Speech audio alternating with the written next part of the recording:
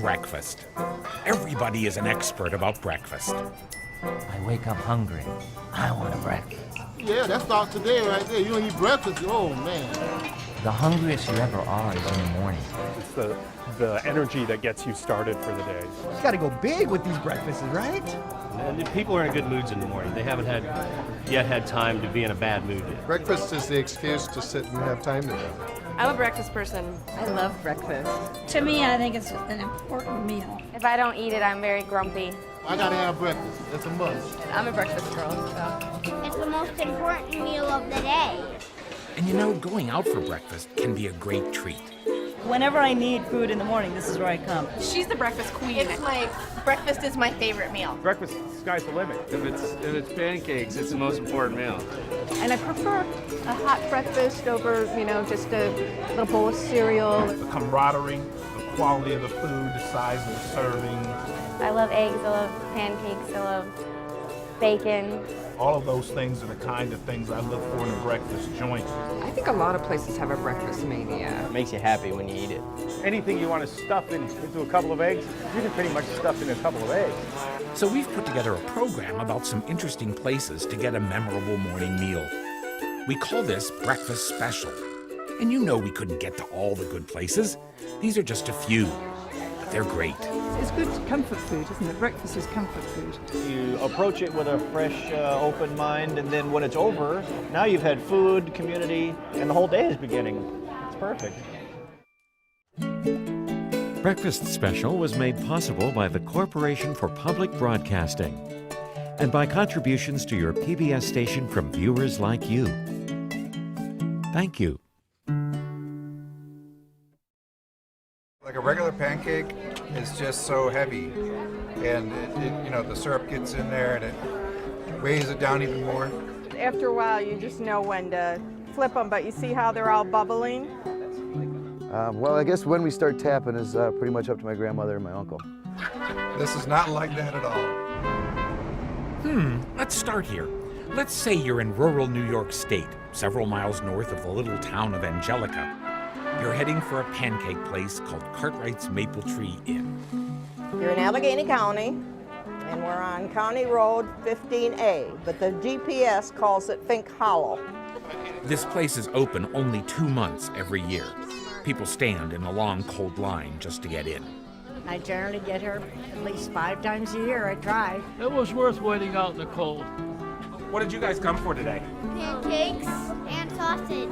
It's pretty spectacular to watch the speed of the pancake maker. The pancake flipper, it's rapid fire. Nowadays, Rhonda Cartwright Amadon is usually the pancake maker, a role she inherited from her mother, Virginia Cartwright, who has other duties now. Well, I do most anything. I can clear a table, but I can't run the grill anymore. I got a bad shoulder. She's in charge of everything. She's owner and operator in every sense of the word. Mrs. Cartwright's always been very hospitable. It's like coming to her home. She started cooking the pancakes when my dad opened this place up, and she'd come down here in the morning and bake pies and do the pancakes, and then later make sugar and cream and package up the syrup. There wasn't anything she didn't do. And then she had 6 kids too. We've been coming here for probably the last 15, 20 years. My father used to bring us a long time ago. The attraction are these amazing buckwheat pancakes and the real maple syrup. I've been coming here since '63. My parents knew Mr. and Mrs. Cartwright. It was all my husband's idea. He wanted to be able to sell our syrup locally instead of sending in all the barrels to Vermont. So he thought if they could get a taste of our syrup with a few pancakes that they would buy our syrup. But it turned out that it's more pancakes sold than syrup. So we originally started with the counter and the 2 booths, and then every single year I think we've added on. And he kept building on and building on, and finally when he built the West Wing on, I said no more. We get some people, because we offer unlimited pancakes and pure maple syrup, there's some people that will only eat 3, and then there's some people that will eat 30. I think my record's about 14 pancakes. Once I've eaten 4 pancakes and 2.5 sausages. Well, we just started. This is the third order. Third order. I Yeah. have 2 orders already. The highest amount I have eaten of pancakes is about 5 pancakes. 6 sometimes. If I eat them, I eat 2. But we watch Rhonda, the master pancake lady. Yes, the counter is the place to sit. And the counter is where you hear all the family gossip. We do get people that come in here and ask us for the lunch or dinner menu, and we're just like, no, we serve pancakes all day long. And we're just as busy at night as we are in the morning. Can you say pancakes? Pancakes. Need another little scoop of flour. We've always stayed with the buckwheat. We figure if it works, go with it. They're not as sweet, but you can just eat tons of these things. There's a unique blend of light buckwheat, dark buckwheat, whole wheat flour in it, and it's just a unique recipe that nobody else has. I think it's a little more grainy than, say, a buttermilk pancake. Nutty. It's got a nutty flavor. If you had just plain buckwheat, it's bitter. You'll never get these anywhere else. Also, the thing that's nice is their sausage. I think the sausage is locally produced around here, and it is excellent. We run from about the middle of February to the middle of April. We try to do it during the maple syrup season. 7-8 weeks are open. That's it. All this is only for that. That's part of the charm of the whole thing. Being with just a short period of time. If they were open year-round, I don't think it would be as big a hit. But it's about 9 weeks, and it's 9 intense weeks. It's dependent on the maple production. I think there's something magic here in the trees. Sure. The magic in the trees lets the Cartwrights make the maple syrup downstairs below the pancake rooms. But in early March of 2010, the syrup season hadn't yet started. Virginia's grandson, Jason Cartwright, was tapping trees, getting ready to start collecting sap, using a modern system of plastic tubing in the woods right behind the restaurant. We just actually put this tubing up this year, almost like a spider web of tubing through the woods where it all runs down to a tank at the edge of the woods. At that tank, there is a vacuum pump and a releaser, and there is anywhere between 20 and 26 inches of vacuum actually sucking the sap out of the tree. Sap is 2% sugar, 98% water. Syrup is 86%. So it's on a ratio of 40 to 1. So if we take 40 gallons of sap, boil it till there's 1 gallon left, that 1 gallon left is syrup. The season is unusually late this year. We haven't actually made any syrup yet. Seems like it's going to start warming up here pretty quick. When it does, this is the truck we'll use to gather it. This is our evaporator here. We put the wood into here, sap into the back, syrup comes out the front, and then upstairs onto the pancakes. And pure maple syrup contains magnesium and zinc, which are extremely healthy for you. But I really don't think people come to eat our pancakes for health reasons. I think they come to eat them because they taste good.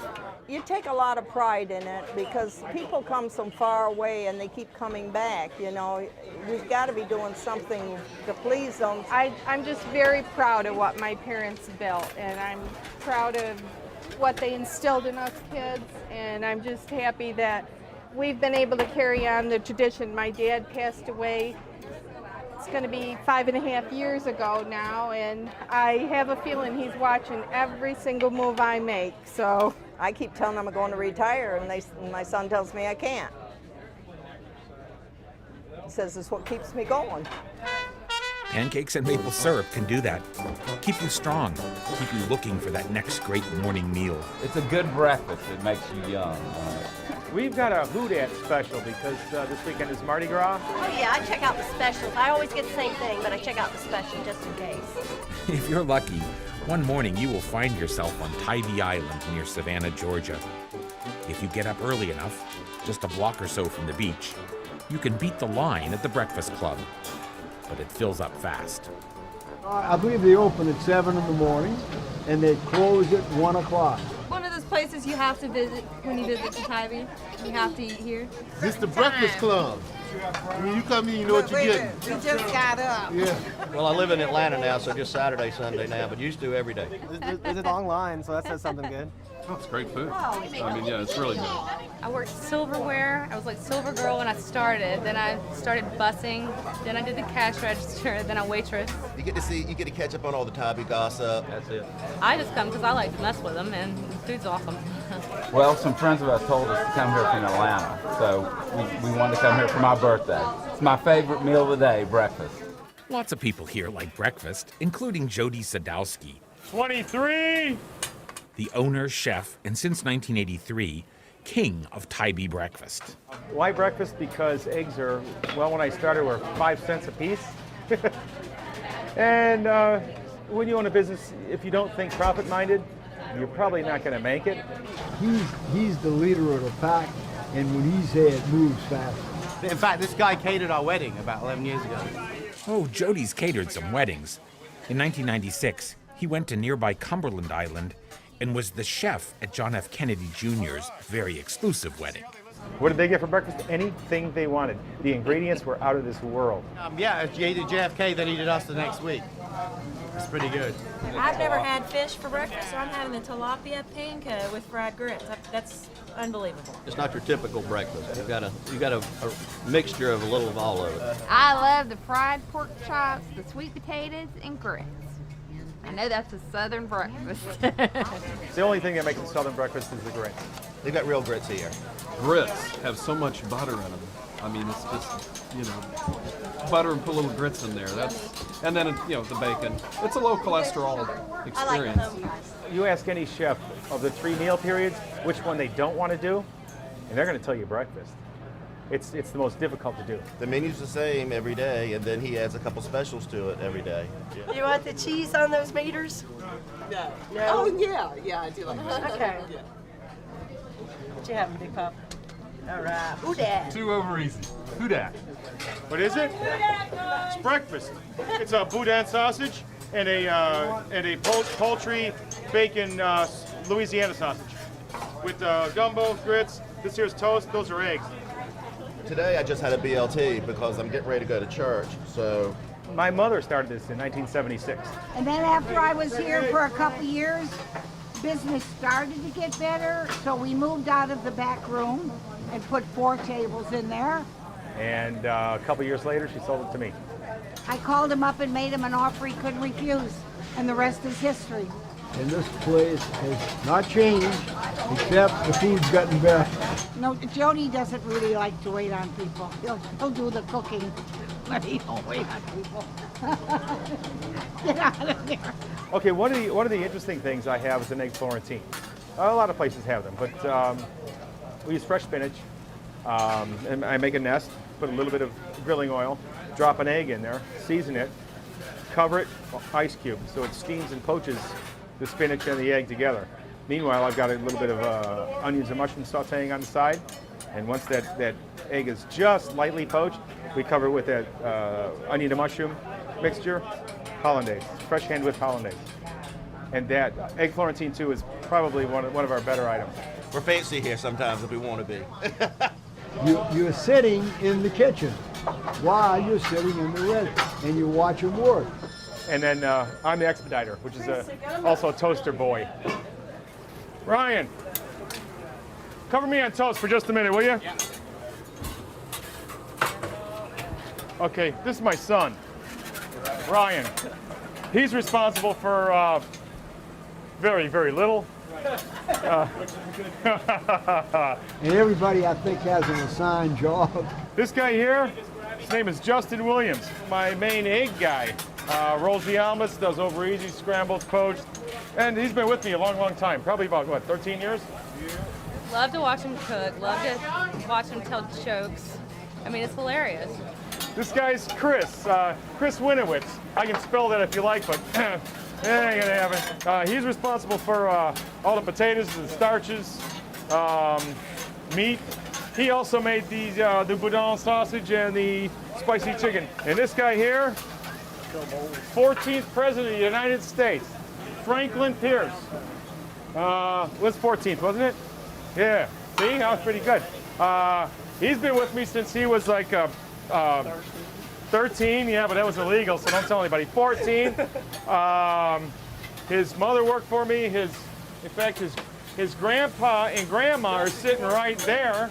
They've been everyday customers of mine for since I was in my 20s, and I think that's it in a nutshell. And it's a really great crew. I don't pay them enough. They know that, but they're really proud of their work. That's why they come every day. It's a busy little place all the time. The food is delicious and the price is right. No botulism yet. In 16 years, that's pretty good. I'm about to do something that is going to make everyone in my staff cheer. The best part of the day. Best part of the day. Flip 'em! When he yells flip 'em, it means that they're closing. So they're going to flip the signs from open and close. And this is one of the best breakfast restaurants we've been to in a while. And we love it. We love it. Oh, people can develop amazing affection for a place where the day starts right and where you feel at home. I've got, kitchen grease coursing through my veins. Like the egg, I mean, you can tell that they use eggs from local farms. A lot of people don't like sitting at counters. Once they sit up here, I've got them. And don't tell anyone this, but for breakfast I had chicken wings and French fries, so I feel a little guilty. Feeling no guilt, early one Saturday in Columbus, Ohio, we found this small restaurant. It opened in 2009 near the edge of the neighborhood called German Village. Name of the restaurant's Skillet. We call it rustic period urban period food. It's 3 separate definitions, and it's basically comfort food with an edge. So we're wanting to provide fare that is ingredient driven, utilizing high quality ingredients from the local area, rustic preparations, but that doesn't mean that they're not complex, just not complicated, and then giving those items more of an urban or an upscale feel to them. The 2 upscale men in the kitchen are Patrick Caskey and his father, Kevin Caskey. They've spent time together in many kitchens. He never just did the regular pancakes or the regular just scrambled eggs. He always made things like that we serve here at Skillet, and I think that's why it was something that we both look back on, when my childhood, not his, and we said, things that we used to make, pancakes, but not just regular old pancakes. Oftentimes, there's a little bit of generational conflict, if you will, but given the fact that we've had an opportunity to work together through the years, we kind of know each other. We learned about Skillet from a guy named Nick Decker, who teaches at Ohio State and who writes a blog called Breakfast with Nick. He suggested we come here. I heard about it just through some of the other Columbus food blog community. There's just a lot of buzz. I mean, everyone knew this location because of a restaurant that used to be here. Once they opened, it was mobbed pretty quickly. They're pretty busy. There's an unusual ritual involved in ordering here. You order at the counter directly into the kitchen. I think it helps them keep their costs down. It helps them simplify things that, you go up to the counter and order your food there, and then they just bring it out to you. See, okay, here's my 3 choices I came up with. Either the pancakes, the risotto, or the omelet. So when you come up, you just come up to the window, look over the menu, place your order, pay, and then have a seat, and we fix it up and we'll have it right out to you. Something kind of neat about that, because then you're interacting directly with the kitchen. I could stand here and just watch. Right. Usually when I come into a place, I always have a notebook with me and I have my camera too, and I try to get pictures of the outside, the inside, take pictures of all the food that we order. Sometimes I'll do before and after pictures to show you, this is what we thought of it. I'm thinking about either the breakfast sandwich or the omelet. I mean, having a server is never a bad thing, but to be able to just order and see the guys right there cooking your stuff, and then they'll bring it out to you when it's done. It's nice to be able to take part in the process that way. Omelet. Thank you. You're welcome. Enjoy. That looks great. It's a savory cobbler that they made. This is a new item. I think their menu changes based on the weekend. They kind of release a new menu. Well, because we are a seasonal restaurant, our offerings change quite a bit. I just want to cut right into this and take a bite, find out what a savory cobbler tastes like. But whatever's available to us from local farms. Oh, that's really nice. We have to remain somewhat flexible, and we ask that our customers as well kind of remain flexible in the offerings as well. Nice crispiness from the pastry here. It's like a puff pastry. Looks like some potatoes in the middle as well, and then the eggs. The eggs that we do use are locally produced from farms within a roughly 30-mile radius of Columbus, Ohio. I don't know if you've had a duck egg before, but it's just not a chicken egg by any means. I mean, they may look similar, but the shell alone, I cut through with a knife. One of our farmers that brings those in for us has to go through a lot of trouble because his ducks like to lay them in the pond. They don't want to lay them in a coop. So he's got to wade out in a rubber chute about yay tall to go get these duck eggs. So we wanted to have something that would really nicely feature them, and the sweet potato duck hash does that. It's sweet potatoes that we roast off in the morning. We cut those up, season them. It's duck meat, obviously, so I mean it just pulls it all together. And the yolk is very hearty, very rich, bright orange. It's a really nice dish. We're also doing a very nice breakfast risotto. It's just slightly sweet, probably nostalgic, more of a warm rice pudding, and we're doing a Honeycrisp apple brulee on top with a pecan molasses red-eye gravy. That's going to add a nice accent to cut through some of the sweetness that risotto will offer. They just feel so well established. They know what they're doing, and they have a pretty dedicated clientele already that it just, you know, it just feels kind of like it's a comfortable place already. And a comfortable place is a good place for breakfast. Before we left Columbus, Nick suggested we check out another place in a suburb called Westerville. This is called the Best Breakfast and Sandwiches, and that's it. Nice, simple name. I mean, this is in a strip mall. This is, you know, there's a number of different stores and restaurants. I kind of like how this is actually in a section that's set back, a little further back from the main road, because it makes it a little more of a find. Like, you have to be in the know. We're in the middle of nowhere, basically. It's small. We're only 1,000 square feet. We got 36 seats, but we make it work. That's Tom Spangler. He owns and runs this place with his wife, Jan. They both worked for years in what they call corporate restaurants before they opened here in 2007. I cook and she does all the boss work. I am in charge of payroll. I am in charge of the servers. I am in charge of going to the store. And you know, we both do both, but I don't cook and I don't do dishes. I've done enough of that at home, and throughout the years I draw the line. the menu is actually very simple. It's all based on a simple premise for me because I'm not a chef. I'm a cook. He is a ham. Trust me, you put a microphone or a camera or something in front of him, and he's a ham. I always wanted my own little breakfast diner. I always loved cooking breakfast food. I've always enjoyed the people that come out early. We've been coming in here for about a year and a half. My wife comes here. Our friends come here. All 4 to 5 days a week. I think word of mouth has just created a situation here where sometimes you have to stand in line just to get breakfast. Most of the people in here today we've seen a handful times a week, some of them daily. Used to get the country fried steak, homemade gravy. I just got a couple eggs over easy with their potatoes. A couple eggs, special home fries with onion, Cajun seasoning. Well, they say I'm weird. Like this morning I had chili and potato salad for breakfast.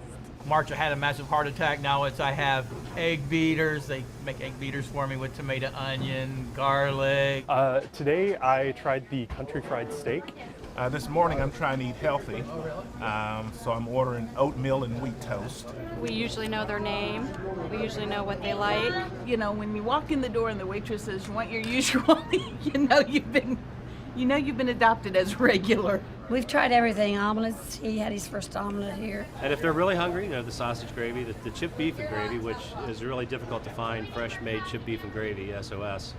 I was raised on the chipped beef, and I told him that was one thing that we were going to have on the menu, and he said no, and I said, yeah, we are. We had a heck of a time with the potatoes when we opened, and then we had a lot of complaints until we came across, I'm going to give you a big secret here, we brush them with bacon grease before we bake them. And once we did that, it's the same potato, the same process, the same baking time. People went from hating them to saying it's the best potato they ever had in their life. It was the weirdest thing I've ever seen in this business. You'd be surprised the people that love to sit at this counter and watch the food being cooked in front of them. Watch their bread cut as it goes on the toaster. We baked the bread, sliced every slice of bread as ordered. I think one slice is probably comparable to 2.5 average white bread slices. Once you've had our bread, we've got you hooked. But if you want eggs or something like that, I'd go for the corned beef hash. We have corned beef that we cut up, and we have the potatoes that we cut up, and we have the onions. We put them all together and then put the salt and pepper on it in a pan. So it's made fresh every time somebody orders it. We don't have it pre-made anywhere. It's awesome. It's awesome. I sit here often and watch them make it. Watch them shave it on the slicer, then serve it up. Yeah, it's great. And we cook it crispy, a couple nice eggs on top, serve with our bread. It doesn't get any better than that. And it becomes that, very comfortable experience. That's why they call it comfort food, is because it reminds you of home. It's just like you're a family. This is actually my neighbor across the street. Both of our spouses are still sleeping. We couldn't get them up. You know what? I love the family part of it. I love being acknowledged. People come in, they come in, they know I'm the daughter, they know my brother's here, he's the son. Yeah, it's kind of like a family here, really. And I think what really brings me here is they know you. I think that's the key. They are not just providing a service for you. They know you. They know about you, and they relate to you in meaningful ways. So it's nice. But we like it. It's homey. Figured I'd put my name out there, and then I had to live up to it. So we couldn't waver. We had to live up to the name. And actually, over the last year, I've concluded it is the best. Yeah, it is the best. Yeah, I was going to say, it's the best. I look forward. I literally look forward to coming in here in the mornings because of so many people that we've got to know. Once you come here one time, you will be back. And I always tell them, you got to bring somebody else. You're not allowed to come back alone. You got to bring someone else and come in and support the restaurant. It's good food and a comfortable, welcoming place. I mean, how can you not want to go there? We even come in here for lunch. A comfortable place near home can be reassuring. When you travel, a new breakfast place can be surprising and delicious. This is a small place, but you meet people from everywhere. Some of the regulars come in and they just wave, and we know exactly what they want already. And there's Cuban bread hiding under that omelet. Yeah. That's good. Whether you live here or not, when you find yourself one morning in St. Augustine, Florida, the oldest city in the country, you might want to look for a cafe on Aviles Street. It claims to be the oldest street in America. It's the oldest street. It's the street that was first made, I guess. The name of the cafe is La Herencia Café, which means the heritage. It also can mean the inheritance. It all depends how you use it in Spanish in the sentence. What meaning you give it. It could be the inheritance, but it's no inheritance, it's the heritage. That's Jeanette Herrero. She and her husband, Manuel Herrero, own and run this place in this historic neighborhood. This building is probably about 100 years old. That's what they tell me, and my plumber confirmed it when he has to work on the pipes. They don't open till 9, but they serve breakfast. I'd rather cook breakfast than anything else, to be honest. I've been cooking and in the food business most of my life, and I've always tried to avoid dinner and high-end gourmet, fine dining type thing, because I like the breakfast. I think it's casual, I think it's homey. If I get up in the morning, I don't have breakfast, I have to have breakfast. It doesn't matter if I get up at 3 or whatever. I need to have my breakfast first. I love breakfast all the time. I love breakfast at 3 o'clock in the morning. I love breakfast at 2 o'clock in the afternoon. I like the people, and he likes the cooking, so. People come to the center of the town because it's so old. So you discover all these little cafes. We were just walking down the street. We were at the Wax Museum one day and just kind of turned down and found it. Our church was right over there, and after church we were walking around trying to find a place to eat. And we love Cuban food, so we stopped in here. And we went looking, and we came in here, and we found out they were Spanish speaking. We talked, we made a friendship, and I've been a regular ever since. Every time we come in, they give us a big old hug and welcome us back. And we really love it because it's out of the way and so quiet. And so I come here whenever I have a chance to have breakfast, coffee, a late afternoon dessert. It's a homey atmosphere. It's kind of like you're eating at home, not at a restaurant. You know, it's really nice. That's one of my goals. I want people to feel like they're in my house and they're in my patio or my dining rooms and just feel very comfortable. That and the food is like home cooking from Cuba. Manny has many specialty omelets that he's done, and people have gotten to really like them. And one of them is the guajiro. A lot of people come and ask for huevos rancheros, And we don't have it on the menu because that's typically a Mexican breakfast. And the way that I started thinking about it was, there's got to be something that towards the Cuban side, but similar to a huevo ranchero. The guajiro he puts in, it's served on like an open omelet with bread underneath. Pretty much instead of the tortilla, we use the Cuban bread, and I added the pork because pork is like a staple of Cuban food. And it has black beans, and then the pork, and then a salsa on top. And on top of that is like cheese. Guajiro means country person in Cuban terms. They have other little breakfasts. They have one called the tropical omelet, which is also very tasty. She loves Cuban sandwiches. Each sandwich that we make and every order that comes in, it's made at that time. Mustard, pickles, ham, roasted pork, and Swiss cheese. Nicely pressed, a little bit of butter on the top to toast the bun. A lot of people, that's the way they start the day, with a Cuban sandwich. I also do great desserts. That's the only thing I do. Oh, they're great. They're awesome. Everybody should have dessert for breakfast. Yeah. Breakfast isn't complete without dessert. I have my mother-in-law famous flan recipe. I mastered it. A lot of people love the flan. It's just as good as my mother because I don't want to say it's better. We shared it, but I could have eaten a whole one, I think. And the tres leches also. It's a 3-milk moist cake. And I even do my whipped cream so that I control the sugar on it. So I come here for the coffee and the ambiance. We have the Cuban coffee. We have a Colombian bean that we get mailed from South Florida. And the coffee, cafe con leche. To die for. Sometimes I get it's a small latte, which I sometimes forget how to say, a cortadito. It's hard to find a nice place for the food. The atmosphere, the vibe is really nice. Me and Manny, we are a team for everything. And this is what gives us the opportunity to be together. This is an ongoing project. Like I tell my wife, it's never finished. It's probably never going to be finished because I like to change things around, and she likes to change the decoration around, and I like to change a lot of the food and what we do. I always want to eat at a place that the people make you feel like family. Yeah. So it's nice. And there's a lot of places to go in this town, but we'd rather come here. But that's the fun of traveling. Stick your head in a restaurant, see who's eating there, and if you like the looks of the people, try it. We get a menu, you can see. This one is Chinese donut. That's our favorite. It's called the cow's tongue Bread. because it kind of looks like The cow's tongue. that idea. Finding something new and unusual for breakfast may expand your horizons, may transport you. Let's say it's morning and you're on Broadway in San Francisco's Chinatown. You see this place. Heng Long. This restaurant is a Heng Long restaurant.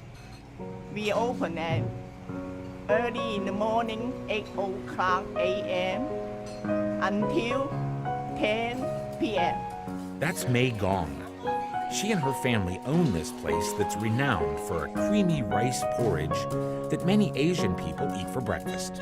We have rice cooked a long time. We make it. For us, the one we always come back here for is the porridge, or juk. Juk is a plain rice porridge that can have lots of different things added to it. It also has many names, including kanji, a word from India, and juk or zhou from the Chinese. If Chinese, I say zhou. Juk is the Cantonese pronunciation. Mandarin is zhou. And then I guess English is kanji, or rice porridge. For us, in the Filipino language, we call it lugaw, which is the same variation. Add the kanji. That's one of the specialties here. Kanji is basically just rice cooked, just need for a this. couple hours. There you go. White pepper. That's all you need. When they cook it, they cook it with plain nothing. But when you order, they put the extra ingredient that you like. It's the best in the city, and you can't go wrong with the fried, I call it the fried bread, but in the menu it's called a fried donut. We found out about this place on a blog called Food Hose Foraging, posted by a young woman named Sandy Wada. I just am obsessed with taking pictures of the great looking food that I'm eating. I post it up on the site. And I'm very distracted right now. But I put them up on my site with descriptions of what I'm eating. I think my emphasis is more on the experience of eating and looking at the food that I'm eating. I'm not really a restaurant critic. I don't have aspirations to be a critic. One of Sandy's business colleagues, named Kent Liu, grew up here in Chinatown and came to have juk too. Yeah, J-O-O-K, juk. Yep. Yep. This juk, congee we're ordering is the pork with preserved egg, and also we also call it 1,000-year-old egg. And I'm looking forward to my first bite. It's sort of unusual looking though, if you consider what an egg looks like versus the 1,000-year-old egg. Let's just say it's a beef. Beef. Let's say it's I think it's a 1,000 egg. It's yummy. That's very good. So this is century egg, and then the shredded pork that's inside. My son-in-law doesn't like it, but we enjoy it. Juk is kind of like the daily thing. Yeah, because you can have juk every day because you can do it yourself. But of course, not as good as here. This is the best one that they have. This one and the sliced fish porridge, it's really, really good. I think every Asian culture has some form of this, the rice porridge. Probably thrifty Asian cooks, they use the leftover rice, boil it with water, and it's a great, light, healthy, satisfying meal. It's good. As you walk in, if you've never been here, you see this. So what is that? What are they making, right? Especially, I think these are all handmade, so that's right off the window. When they see the menu, when they like it, they order. There's endless variations of the juk. I think they have over 20 different styles you can order on the menu here. And so you could get it very plain, or you could have it with frog's legs or liver and more interesting items. But you can get it with fish and pork and chicken. And I like the fish and the Chinese bread. You mean Chinese fried bread? Oh, normally we dip it. I don't usually get the bread. Usually a bowl of congee is enough for me. They're very airy and more eggy. Delicious though, dipped in the juk. I get a lot of, different people, different tastes, Yeah, a lot of people. Yeah, they come over. It's very comforting. It's like the ultimate comfort food. Especially when we're traveling too, and you find a local place like Chinatown, like here. It's just nice to have that restaurant around. For congee, noodle. This is my kind of breakfast. Well, Chinese food in San Francisco is wonderful. It's very competitive. Look at that. You have a lot of tourists, and as far as the tourists, it still is predominantly a real Chinese community. So you can't stay in business in the Chinese community like this place has for over 20 years, unless it's good. Yeah, we get a lot of friends. They come a lot of time when they like it. There's no question. Breakfast is a cultural force that connects people, that builds communities, that can even help define a city. I've noticed it since living here that the breakfast places are just always full. And no matter what, you order biscuits and gravy out in this town, you get sausage gravy. I'm like, where's my daddy's bacon gravy? Portland's great for breakfast. There's a lot of really great breakfast places. It's very Portland to go to breakfast. Yeah, Portland and its breakfast is a great staple here. Did you get that book, the Breakfast in Bridgetown? Have you heard about that? Yeah, Portland, Oregon has several nicknames, including Bridgetown, which made a nice title for a guidebook, Breakfast in Bridgetown. One morning, we met its author, Paul Gerald. This is Alberta Street in Northeast Portland, and maybe 15 years ago you would have seen a completely different neighborhood here. Low income, crime, drugs, the occasional shooting. And one of the things that happens is restaurants started opening here. And one of the first ones was the Tin Shed here, where all of a sudden, there's people here eating, rosemary mushroom gravy on their organic biscuits, which was not happening here 15 years ago. Well, this intersection right across the street was the #1 intersection for drive-by shootings when we moved in. Jeanette Caden was one of the 2 women who started this restaurant. The Tin Shed started after my partner and I had done a lot of traveling for many years, and we were both broke, and we both had a lot of experience in other people's restaurants. This is sort of a stage in the development of a neighborhood, is when a place like this opens. And now everybody knows Alberta Street breakfast. Oh yeah, the Tin Shed. We opened in February of 2002, and it was a constant growth from that point for the next 7 years. This was one of the very first restaurants that was recommended to me when I moved to Portland about 3.5 years ago, partly because I just love going out for breakfast. And because right from the beginning it had the whole local organic thing, that it kind of nailed that market right at the very beginning. And we definitely knew that breakfast would be the meal that put us on the map. Oh my gosh, look at all that. Yes. We live on the other side of town, but it's worth the trip over. This is a great neighborhood. Oh, we live out in North Portland. We've been here a few times for their excellent cuisine. Well, we've been here a lot, and we live just over there. I used to live on the way other side of town down in Southeast, and I would drive all the way up here just to come to Tin Shed. I haven't been here in a while. I used to live right up the street, so it's kind of nice to come back and. It's a very hip neighborhood. Yeah. We have my parents are here for out of town, so we wanted to have a special breakfast. They're only here for one day. Last summer, I was getting ready to move and thinking about other neighborhoods in town, and I was like, oh, maybe I should move to Northeast Portland. So I sort of moved here because I knew about the Tin Shed. The food is great. The menu is very creative. I really enjoy the menu. And I do have to say that my husband thinks the Tin Shed is pretentious and not worth the wait and overpriced. So he's at home.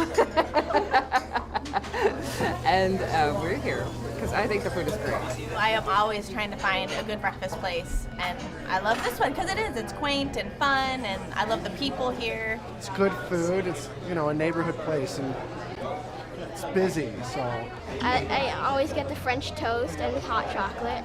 Our sweet potato French toast is really, really good. The Spike Lee, it's like a breakfast burrito that they do with jalapeno inside it. It's good. Just eggs and potatoes. You got the Monty Python. You gotta have it. That's the name of the plate.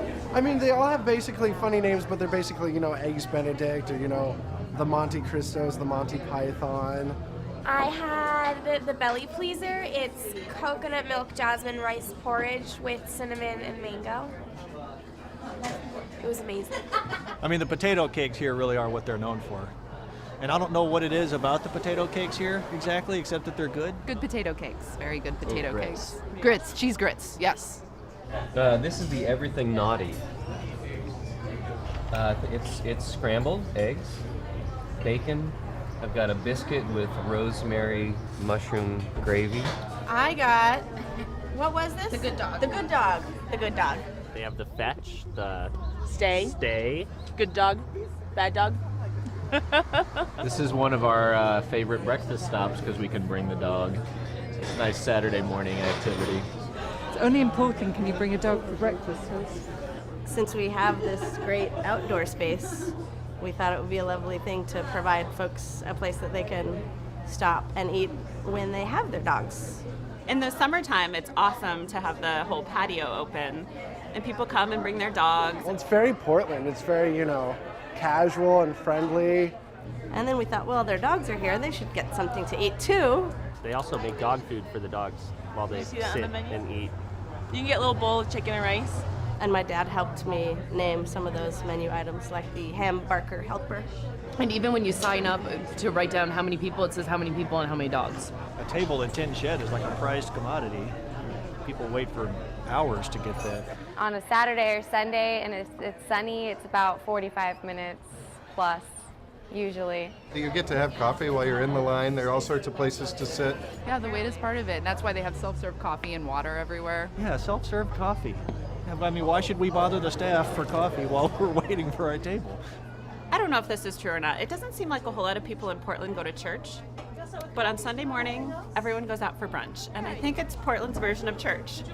It's where you have community and you have food and you have this relational time and everyone's coming together. Yeah, so the food gets all wrapped up in who makes it and what the communion was at the time that you were eating.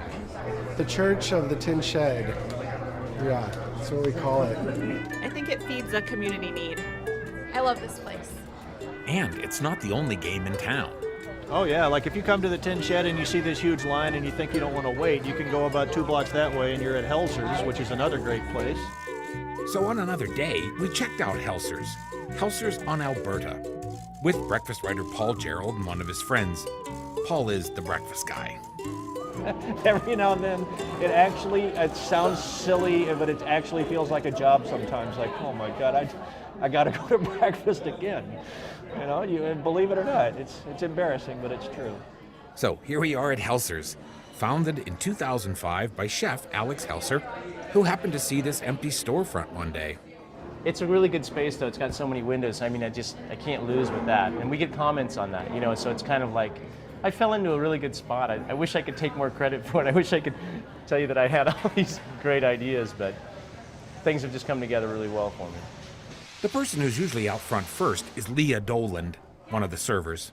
I get here, usually I open, actually I always open, so I get here about 6:30 and get the place rolling. We open at 7. She's 5 days a week. She's Monday through Friday. She's the charming one. Yep. I love serving breakfast. I think it's a lot of fun because it's the start of everyone's day. Sometimes it's the finish of their day, but one way or another, it's a beginning or an end. How are you guys doing?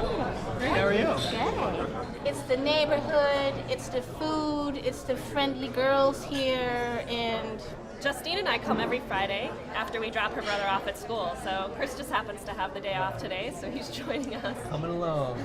I love this place because I always love to sit at the bar, and there's always room here. Not out there, but sometimes here. We have a really good group of people, though. I'm very lucky that way, and that's probably 9/10 of the business.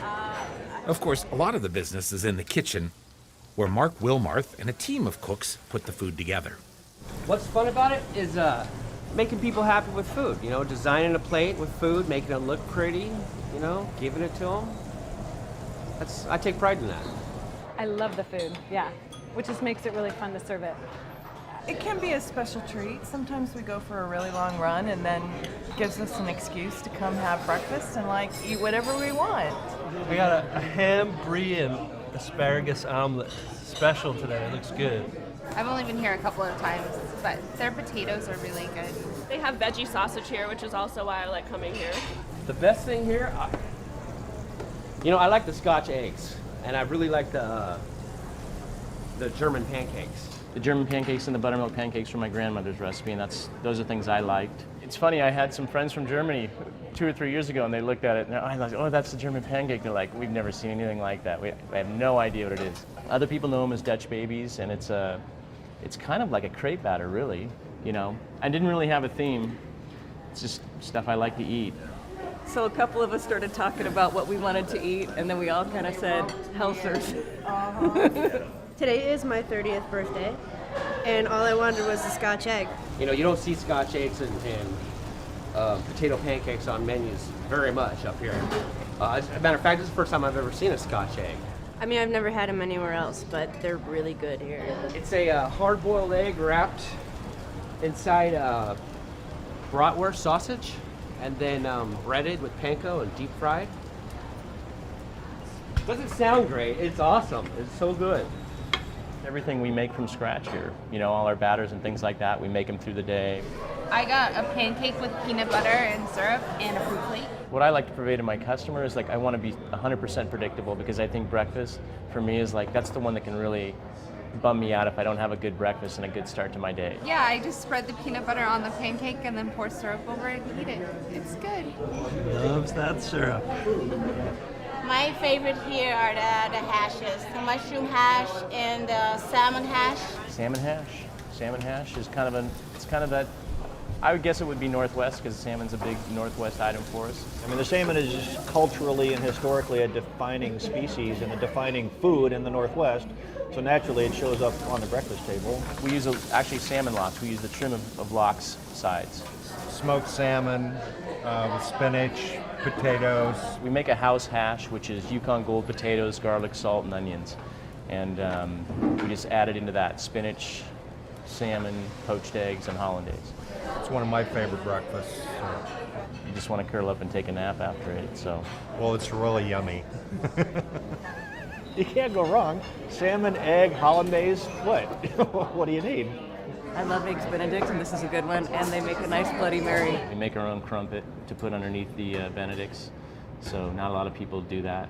It was a great idea at the time, it seemed like. Now it consumes our time. I like being busy. I like that level of insanity to some degree because it makes the day go. It's a lot of fun. Maybe it's a little bit of an adrenaline rush. It's challenging still, and that's what I like is to, challenge my brain. It's all math, you're just constantly doing problems and just working it out. Keeps me young. I'd say 95% of our clientele is repeat. People we've come to know for the last 2 years and love and watch their kids and, ask them how work is and really know them. I can be a very difficult customer sometimes, and they make it really easy on me. So that's why I come back every week, about 3 times a week. So. And I bring my mom here when she wants to meet up for breakfast too. Well, I can generally tell where the food's going when I see the tickets. Like I see a 6-top, I can see a 6-top out there. I know where it's going. And I look at them when they eat it and they smile. It makes me happy. It really is the atmosphere, the staff, the people that you see there every time you go in, the neighborhood, the fact that it's right down the street. Do they let you sit there and read the paper all morning? These are the things that make you love a breakfast place.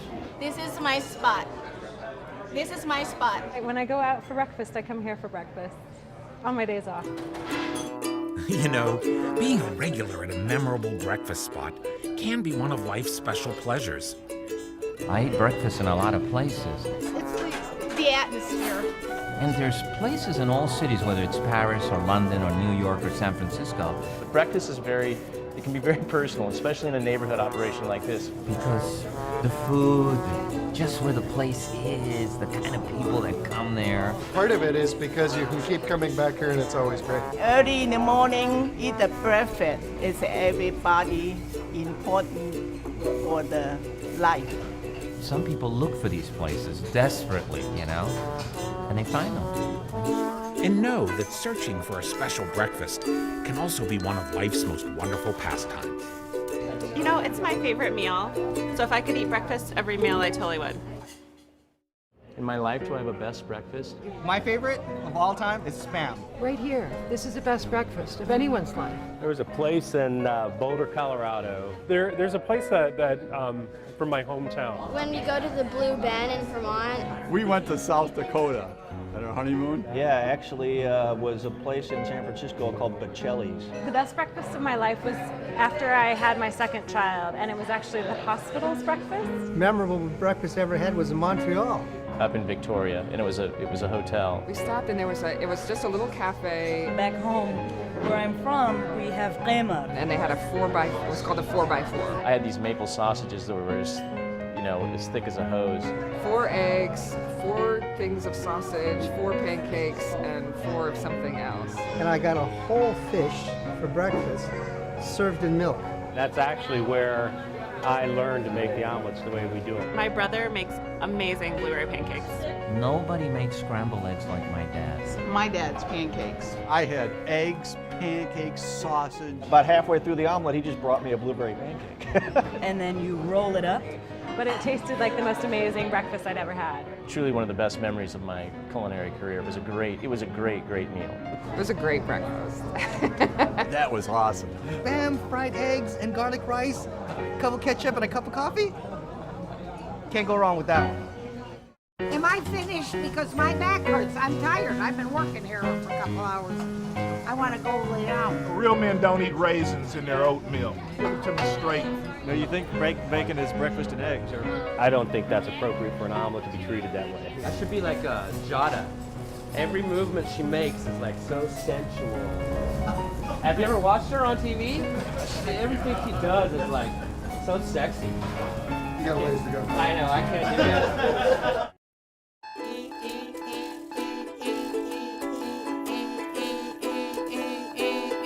It's breakfast time for you and I.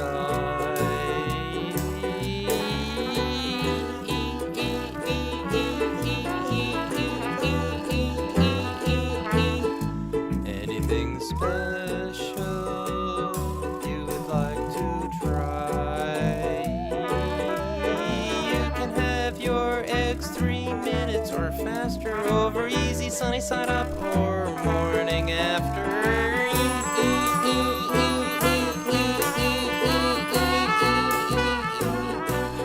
Fry up the bacon. You put the batter in the pan. You gravy the biscuits. Don't flop when you flip it. Honey, let's jam. It's breakfast time. Breakfast Special was made possible by the Corporation for Public Broadcasting and by contributions to your PBS station from viewers like you. Thank you. Breakfast Special is available on DVD. To order, visit shoppbs.org or call us at 1-800-PLAY-PBS.